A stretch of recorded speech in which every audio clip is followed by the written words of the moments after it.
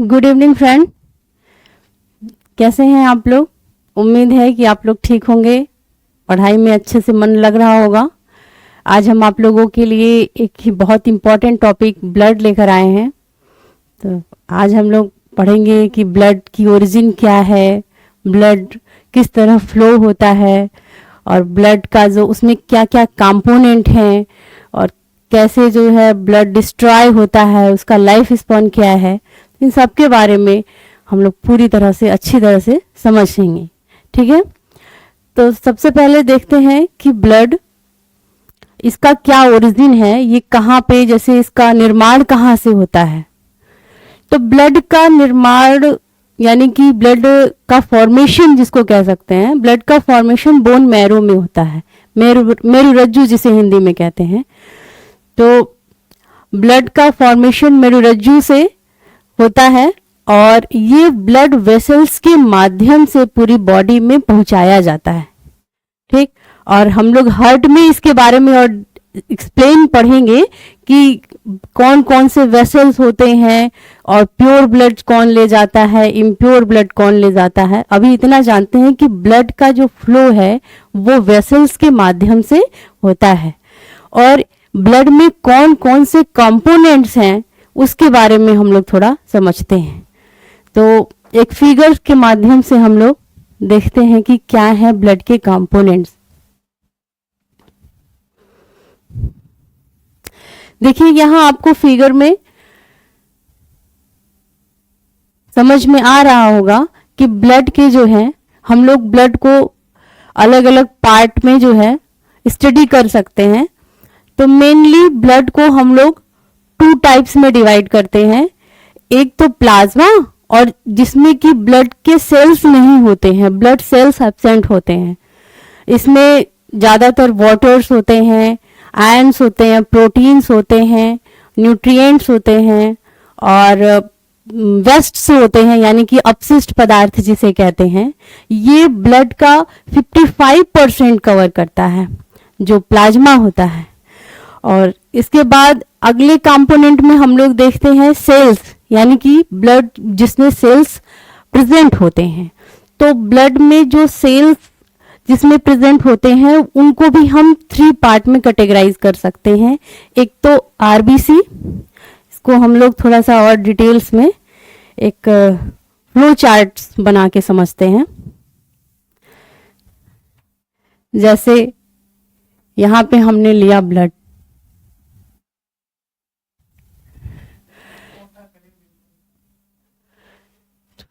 इसको जो है हम लोग थोड़ा और ये प्लाज्मा,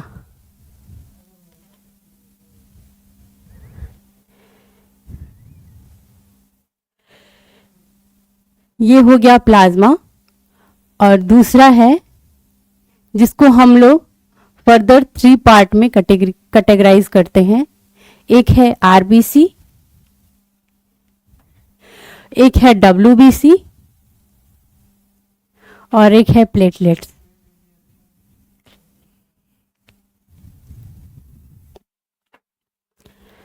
तो कलर चेंज कर लेते हैं, अच्छे से समझ में आएगा।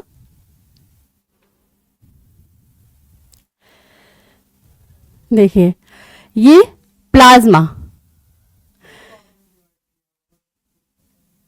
ये आपको समझ में आ रहा होगा कि ये जो हमने कैटेगराइज किया है, किसको कैटेगराइज किया है, ब्लड को।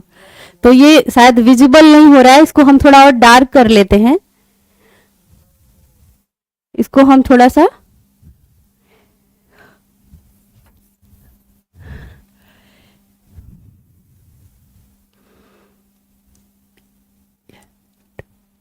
ब्लड, अब शायद समझ में आ रहा होगा कि ब्लड है और एक प्लाज्मा, फिर उसको अदर आरबीसी, डब्ल्यूबीसी और प्लेटलेट्स में हम लोगों ने डिवाइड किया। तो ये जो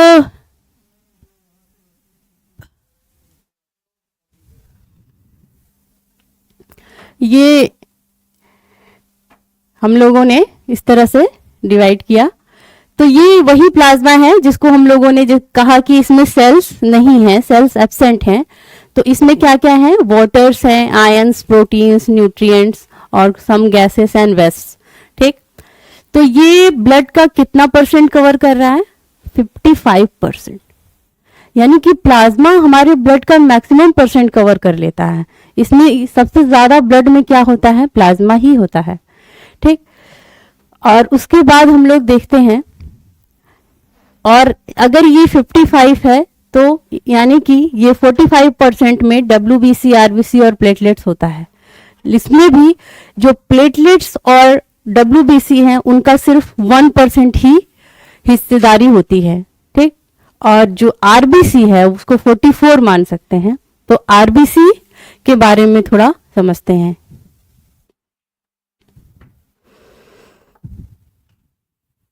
ये देखिए आप लोगों को स्क्रीन में दिख रहा होगा कि RBC यानी रेड ब्लड सेल्स। तो रेड ब्लड सेल्स कितना परसेंट है, 44%। तो ये जो रेड ब्लड सेल्स है, अच्छा ये जो इसका हम लोग RBC WBC बोल रहे हैं, इसको अन्य नाम से भी जानते हैं, रेड ब्लड कॉर्पसेल्स या व्हाइट ब्लड कॉर्पसेल्स, जिसको हम लोग रेड ब्लड सेल्स कहते हैं। हिंदी में लाल रक्त कोशिकाएं या लाल रक्त कणिकाएं या श्वेत रक्त कोशिकाएं या श्वेत रक्त कणिकाएं कह सकते हैं। ठीक, अब देखिए ये जो WBC है इसमें सेल्स होते हैं यानी कोशिकाएं होती हैं, लेकिन इसमें केंद्रक नहीं होते हैं। केंद्रक यानी न्यूक्लियस इसमें एब्सेंट होता है। ठीक है, तो RBC में एक प्रॉपर्टी हो गई कि इसमें न्यूक्लियस एब्सेंट होता है।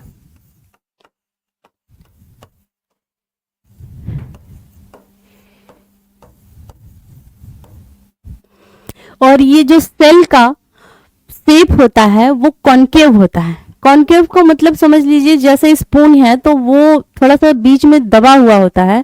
तो ये जो हम लोग सेल्स देख रहे हैं ये रेड ब्लड सेल्स ही है और ये बीच में थोड़ा सा दबा हुआ है। तो इसका जो सेल का साइज होता है, शेप होता है, वो कॉन्केव होता है।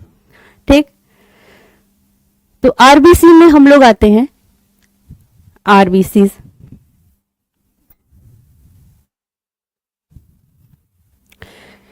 एक ऐप पेज ऐड करते हैं, इसमें हम लोग पढ़ेंगे RBC। इसकी एक प्रॉपर्टी में मैंने बताया कि इसमें न्यूक्लियस एब्सेंट होता है, और दूसरा बताया कि सेल तो होता है यानी सेल प्रेजेंट होता है। और ये ब्लड का कितना परसेंट होता है, 44% होता है।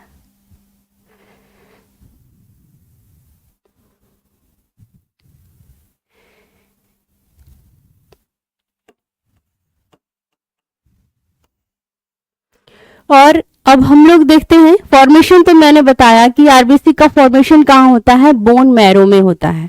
ठीक, यानी मेरुरज्जु में होता है।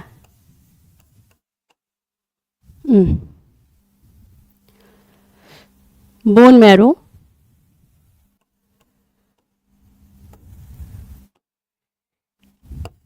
बोन मैरो का मतलब समझ रहे होंगे कि बोन के बीच में जो स्पेस होता है वहां पर होता है इसका फॉर्मेशन। और RBC में ये वेसल्स के माध्यम से फ्लो करते हैं।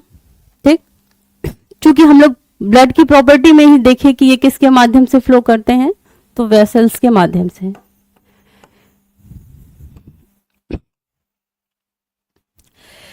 और हम लोग देखते हैं कि जो RBC है ये क्या, इसका क्या फंक्शन है, कैसे फ्लो करता है, इसके बारे में थोड़ा समझते हैं।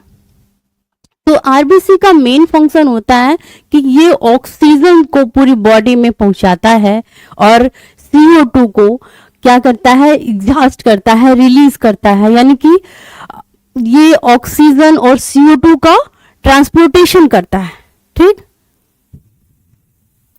तो ये क्या करता है, ट्रांसपोर्ट करता है। ठीक, ट्रांसफर करता है, क्या करता है, ऑक्सीजन को और CO2 को। इसमें CO2 नहीं होगा, CO2 तो प्लाज्मा होगा, क्योंकि CO2 को हम लोग वेस्ट मटेरियल भी समझ सकते हैं, ठीक है। तो ऑक्सीजन को क्या करता है, पूरी बॉडी में पहुंचाता है और न्यूट्रिएंट्स को पहुंचाता है, ठीक। क्योंकि ये जो आरबीसी के बारे में हम लोग पढ़ रहे हैं, तो आरबीसी इसेंशियल न्यूट्रिएंट्स को जो है पूरी बॉडी तक पहुंचाता है, तो ऑक्सीजन भी उसमें से एक है, और अन्य न्यूट्रिएंट्स जिसमें प्रोटीन्स,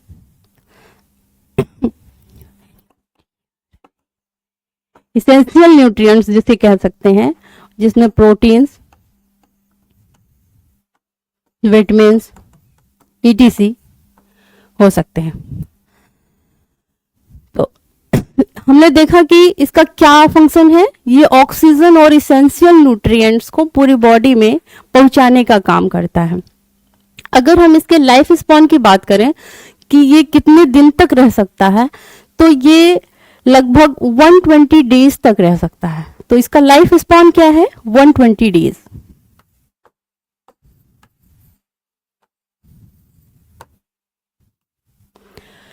अब अगर हम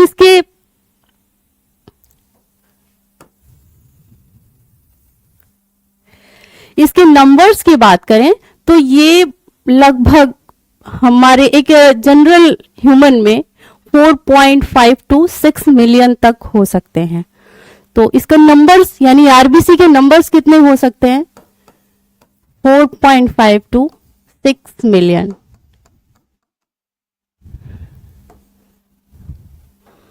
ठीक, अब हम लोग देखते हैं इसके नंबर्स हो गए और इसके लाइफ स्पॉन। अब हम समझते हैं कि जो आरबीसीज है, इसका डिस्ट्रॉय कहां होता है, यानी कि 120 डेज के बाद क्या होता है, 120 डेज के बाद आरबीसी डिस्ट्रॉय करता है, और कहां करता है, स्प्लीन में, जिसको हम लोग हिंदी में प्लीहा कहते हैं। तो डिस्ट्रॉय कहां होता है, स्प्लीन में। अब ये स्प्लीन क्या है, कहां होता है, इसके बारे में भी थोड़ा समझते हैं। स्प्लीन हम लोगों ने जब लंग्स पढ़ा था, तो लंग्स और डायफ्राम के नीचे लगभग कह सकते हैं, तो डायफ्राम के नीचे स्प्लीन पाया जाता है। और अगर हम डाइजेस्टिव सिस्टम का फिगर देखें, तो ये स्टमक और पैनक्रियाज के लगभग बीच में होता है। ठीक, तो स्प्लीन ये क्या काम करता है, आरबीसी का डिस्ट्रॉय यहां पर होता है। ठीक, तो हम लोगों ने देखा कि आरबीसी का फॉर्मेशन और आरबीसी का लाइफ स्पैन, आरबीसी का नंबर, और यह किस तरह फ्लो करता है, और इसमें कौन कौन से एसेंशियल न्यूट्रिएंट्स, और ये क्या करता है, इसका फंक्शन क्या है। ठीक है, अब अगला हम लोग पढ़ते हैं डब्ल्यूबीसी। पिछली स्लाइड पे चलते हैं। ये आरबीसी था। अच्छा, ये तो सबको पता होगा कि आरबीसी रेड कलर का होता है, और इसका रीजन क्या है कि इसमें हीमोग्लोबिन प्रेजेंट होता है। अगर अगला हम लोग देखें तो डब्ल्यूबीसी, व्हाइट ब्लड सेल या व्हाइट ब्लड कॉर्पसेल्स, क्यों, क्योंकि इसमें श्वेत रक्त कणिकाएं इसलिए पाई जाती हैं क्योंकि इनका कलर भी व्हाइट होता है और इनका कलर रेड होता है। इन्हें कलरलेस भी कह सकते हैं या व्हाइट कलर भी कह सकते हैं। तो आरबीसी के बारे में अब हम लोग एक अलग स्लाइड्स में देखते हैं।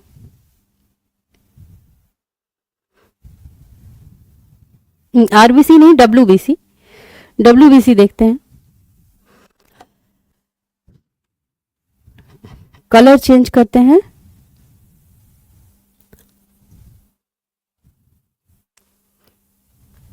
अगर व्हाइट कलर विजिबल हो तो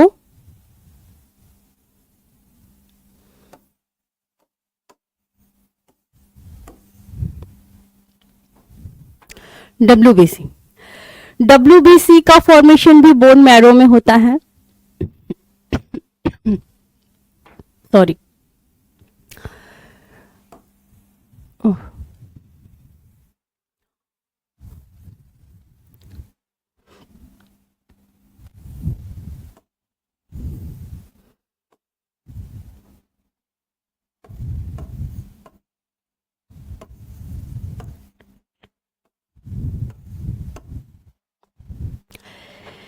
लेकिन जो WBC होता है, ये इनका जो लाइफ स्पैन होता है शॉर्ट होता है। शॉर्ट यानी कि 7 to 10 डेज कह सकते हैं।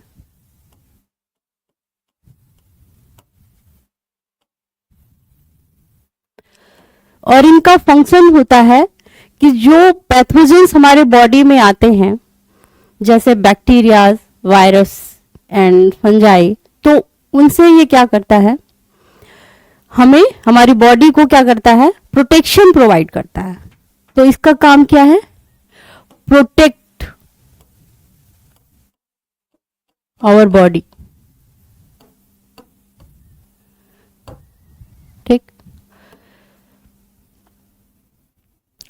और ये जो WBC होता है ये कई टाइप्स का होता है। अब हम लोग इसके टाइप्स के बारे में अगर डिस्कस करेंगे तो काफी कुछ समझ पाएंगे कि इसका ये कैसे फंक्शन इसके क्या है और ये किस प्रकार से वर्क करता है। ठीक है, तो इसके टाइप्स में देखिए, WBC के टाइप्स हम लोग देखते हैं।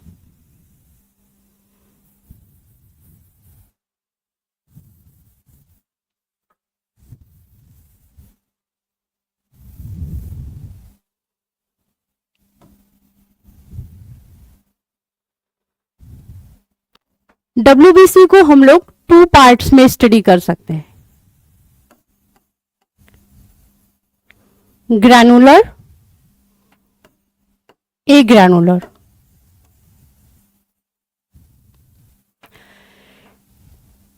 ग्रैनुलर यानी कि ग्रैनुलोसाइट्स और ए ग्रैनुलोसाइट्स। ठीक। अब इसमें जो ग्रैनुलर्स हैं इसको भी हम लोग 3 पार्ट्स में देखते हैं, न्यूट्रोफिल,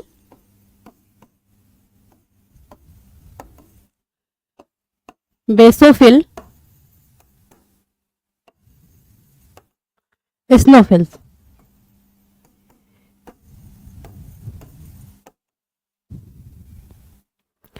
और ए ग्रैनुलोसाइट्स, इसको भी हम लोग 2 पार्ट्स में देखते हैं, इसको ग्रैनुलर या ग्रैनुलोसाइट्स कह सकते हैं, ग्रैनुलोसाइट ज्यादा ठीक रहेगा।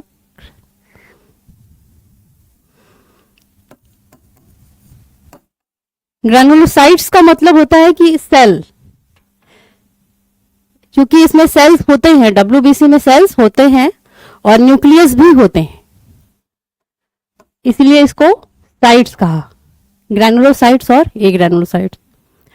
तो WBC में एक प्रॉपर्टी ये भी है कि इसमें सेल्स भी होते हैं और न्यूक्लियस भी होते हैं। ठीक। अच्छा, हम लोग ए ग्रैनुलोसाइट्स देख रहे थे, तो ए ग्रैनुलोसाइट्स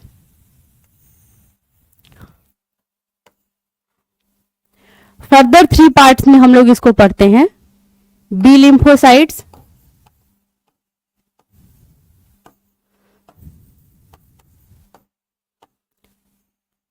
टी लिम्फोसाइट्स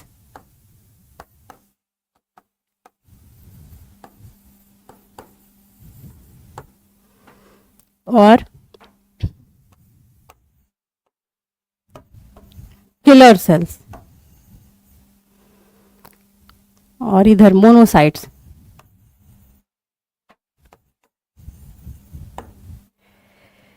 तो इस तरह से है WBC के पार्ट।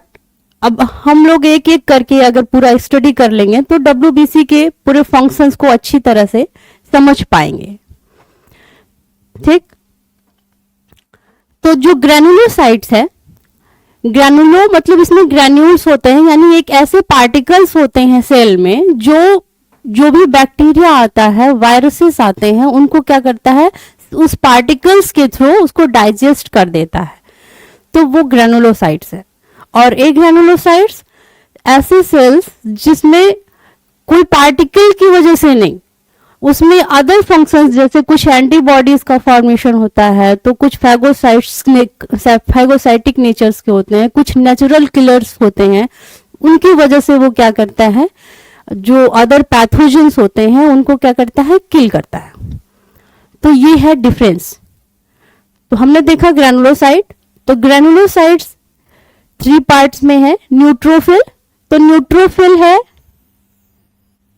न्यूट्रोफिल जो बैक्टीरियाज और वायरसेस या फिर फंजाई, इनको क्या करता है, फैगोसाइट्स करता है, मतलब अपनी ही सेल्स के द्वारा उसको डाइजेस्ट कर लेता है, इनको फैगोसाइट्स कहते हैं। ठीक, तो ये क्या करता है,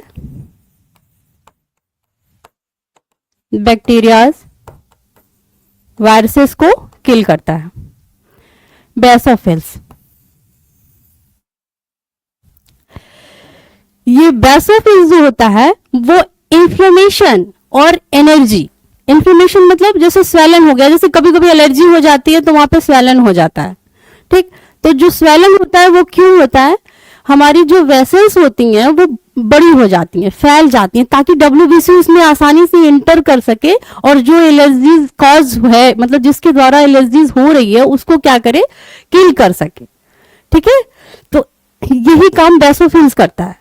जो भी एलर्जीज हमारी बॉडी में, एलर्जीज पैथोजेंस जो अटैक करते हैं उनको किल करने का काम करता है। ठीक, तो इन्फ्लेमेटरी रिएक्शन करता है। इन्फ्लेमेशन का मतलब ही होता है सूजन। ठीक, तो ये बेसोफिल्स क्या करता है, इन्फ्लेमेटरी रिएक्शन करता है।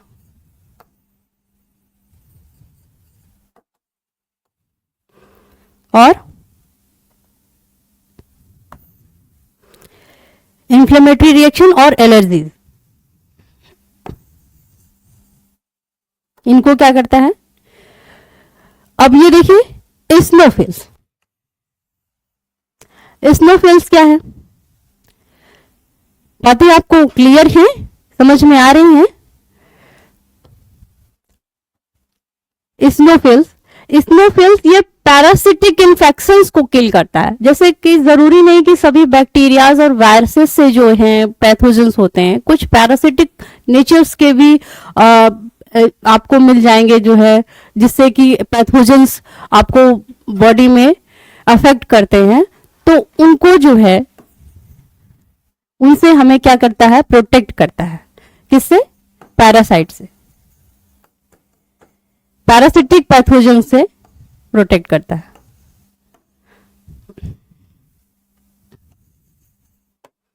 ठीक, तो इतना समझ में आया होगा कि जो ग्रैनुलोसाइट्स है वो क्या है। ग्रैनुलोसाइट्स में सेल्स के द्वारा, सेल्स जो है, जो पैथोजेंस आ रहे हैं उनको अपने ही कुछ पार्टिकल्स के द्वारा डाइजेस्ट कर दे रहा है। ठीक, और ये एक बड़ी बात है कि ये इनेट होते हैं, यानी कि जन्मजात जिसको कहते हैं, इसे इनेट इम्यूनिटी भी कह सकते हैं। ठीक है, इनेट इम्यूनिटी ऐसा नहीं है कि सिर्फ ग्रैनुलोसाइट ही होते हैं, कुछ इनेट इम्यूनिटी इसमें भी होते हैं, अभी हम लोग इसके बारे में पढ़ेंगे। तो इनेट इम्यूनिटी ये तीनों ही होते हैं, इसलिए इसको मैंने बताया। अब देखिए आगे, ग्रैनुलोसाइट्स, इसमें ऐसे कोई स्पेशल पार्टिकल्स नहीं होते हैं जो सेल के अंदर की जो पैथोजेंस को क्या करें, उसको डिस्ट्रॉय करें। तो ये इसमें हम लोग पहला पढ़ते हैं बी लिम्फोसाइट्स। क्लियर है, बी लिम्फोसाइट्स, ये इनका मेन फंक्शन ये है कि एंटीबॉडीज का प्रोडक्शन करते हैं। क्या करते हैं, एंटीबॉडीज। अब ये एंटीबॉडीज कहां से आ गया, ये क्या होता है,